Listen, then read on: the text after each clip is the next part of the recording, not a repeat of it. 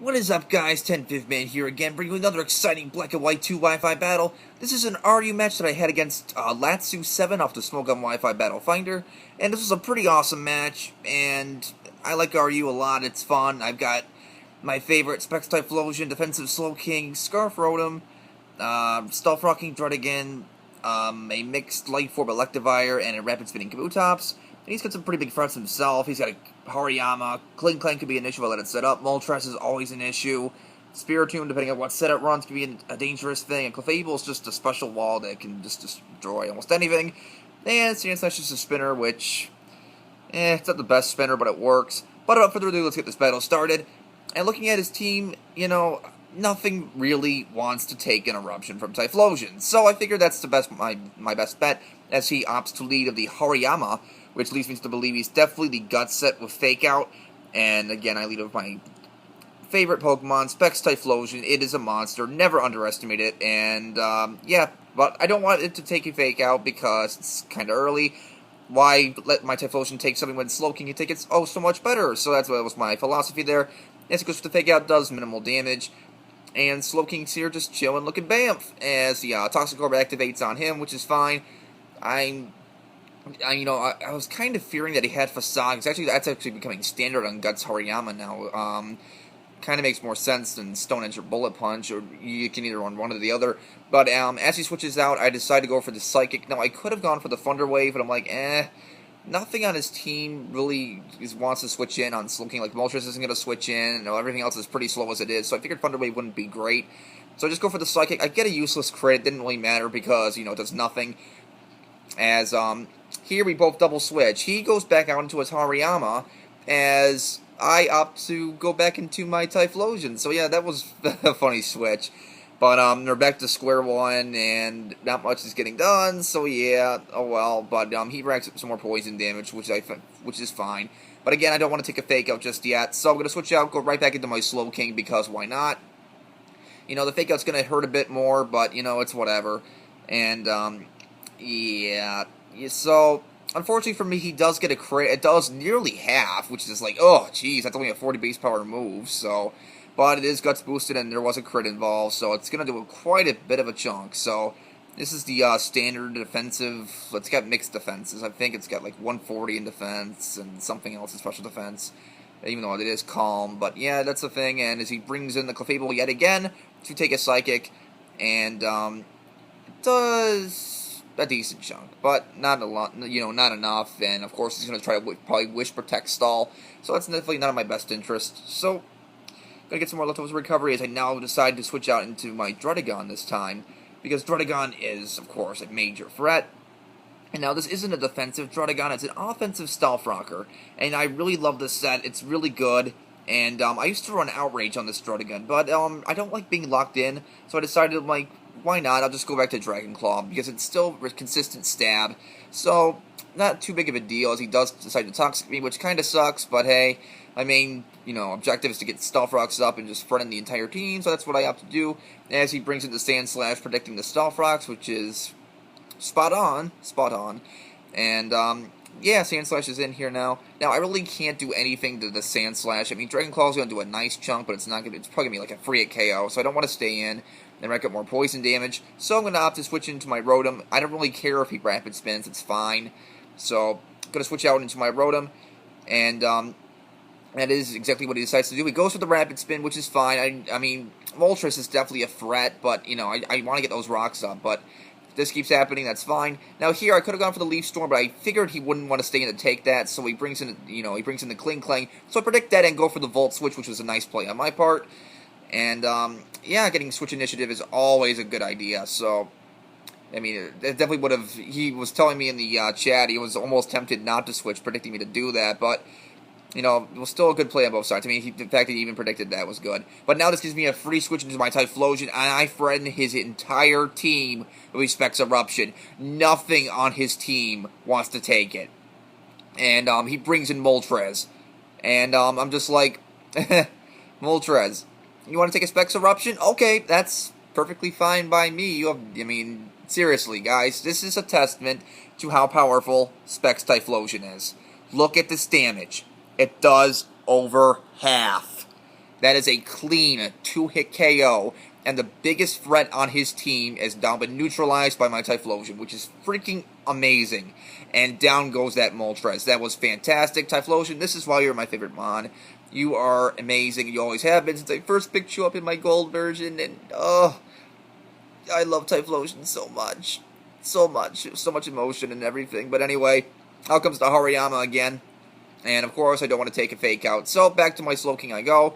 This time he switches up move zone and goes straight for the stab close combat. Now that stab, it's guts boosted. It's going to do a pretty hefty chunk, even though I resist it. And it does almost half. So I'm like, well, shit, that's not good. He could probably opt to stay in and just continue to close combat, but he's not going to want to do that because, you know, I have the stab psychic, and, you know, he's not going to stay in fearing that. So, especially with those lowered special defenses, so he's going to switch out, and I think he goes into his Spiritomb here, and that is exactly what he does. Now, I don't know what kind of Spiritomb this is. I was kind of fearing he was like a Black Glasses or Choice Banded set, as I just decided to go for the safe Psychic to switch out.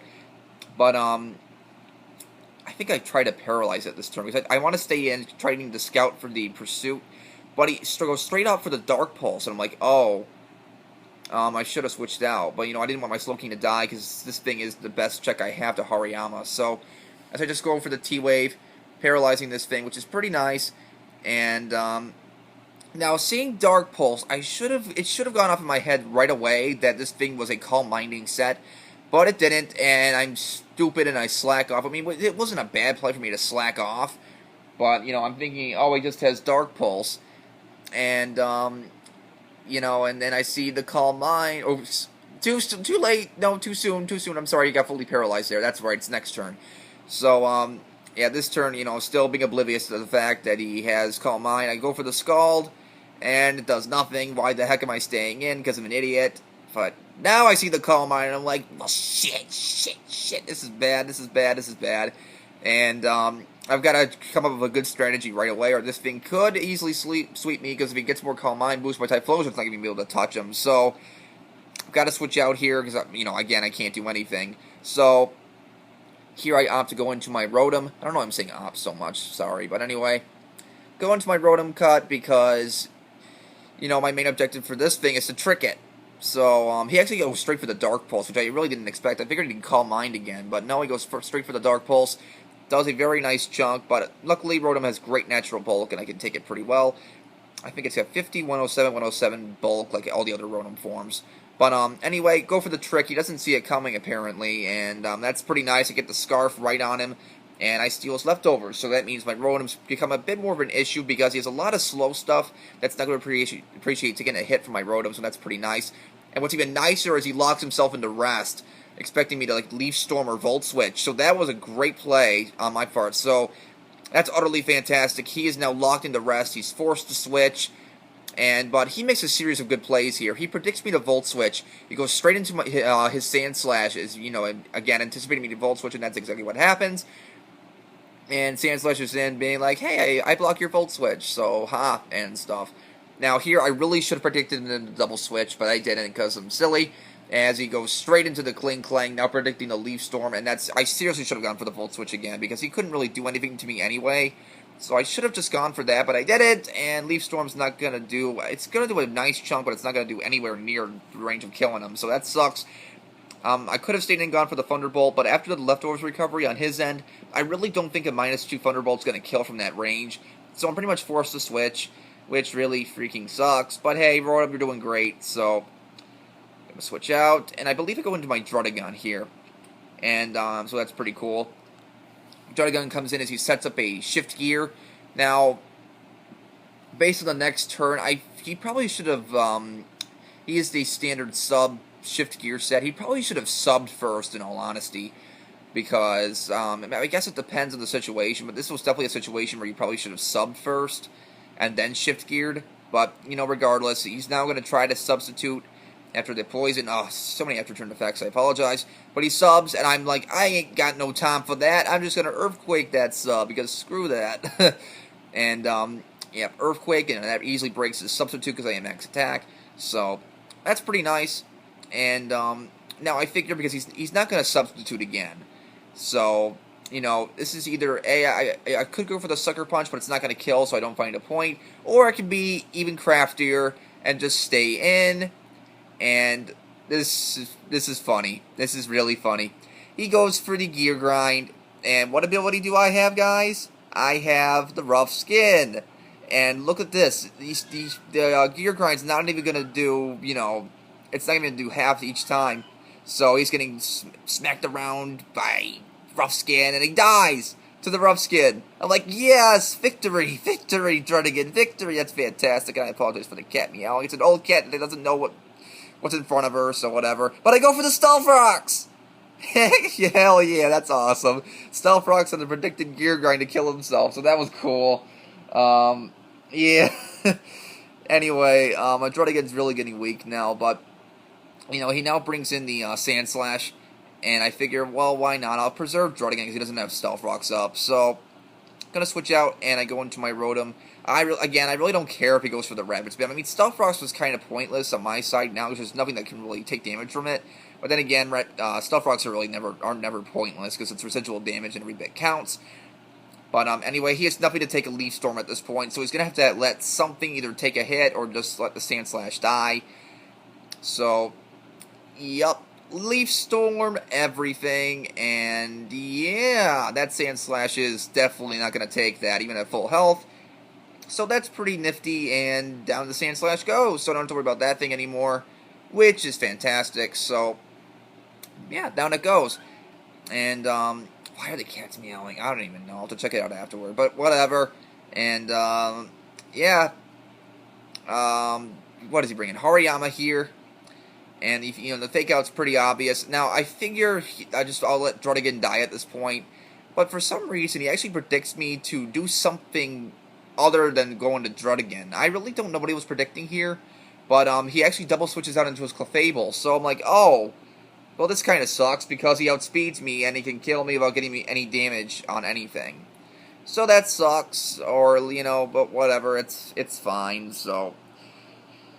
Oh, Druddigan, you did well this match, though. That was pretty nice. So he just goes for the Seismic Toss to finish me off. Now, due to his ability, Magic Guard, he is not going to receive Rough Skin Recoil, which is fine by me, I guess. But, you know, that's what makes Clefable so good and much better than Licky in this tier because of Magic Guard. No poison, no hazard damage, no anything, which is cool. But now Typhlosion is coming to the ring just to destroy Havoc. And, you know, Typhlosion... This is why it's amazing. It's just ridiculously powerful. And Spiritomb comes in at full health. And, well, if Moltres can take an Eruption at over half damage to it, do you think Spiritomb's going to take a Choice Specs Eruption? It's Choice Specs. It's 150 base power. It's Stab. You are a goner, Spiritomb. Typhlosion wrecking shit since 2000. Hell yeah! Anyway, Hariyama comes back in, and now that he's at a reasonable amount of HP, I just decided to let it stay in. He fakes me out, and it actually does a very minimal amount of damage. I mean, Typhlosion is deceptively bulky. I mean, it has bad defensive typing, but it's got Charizard bulk. I mean, it's the exact same thing. I think it's got 84, 78, 90 bulk? Maybe, I don't know. But anyway, I go for the Eruption, and even from that range, it kills. So that's fantastic. I mean, I think I still have, like, around Fire Blast power at this amount of HP. So that's pretty nice. But he just brings a Clefable, and he forfeits at that point. So that was a great game, Latsu 7. I think you do have a YouTube channel, I believe. So I'll leave a link to your channel in the description. But he actually uploads some pretty nice quality battles, so definitely check him out. He's pretty cool. One of the nicest guys in the Wi-Fi Battle Finder. Definitely check him out. He's definitely worth it. And, you know, he's got much better quality than I do, so... But anyway, hope you guys enjoyed this RU match. I actually got a day off today. I thought I was going to have to work the entire week, but I actually was given a day off today, which was pretty nice. And, yeah, that's exciting. So, I got to work open to close tomorrow. I don't know when I'll get this up anyway, but today is the 25th, so it's been 6 days since I last narrated. Oh, well. But, yep, that's the scoop. So, rate, comment, sub, and later, guys.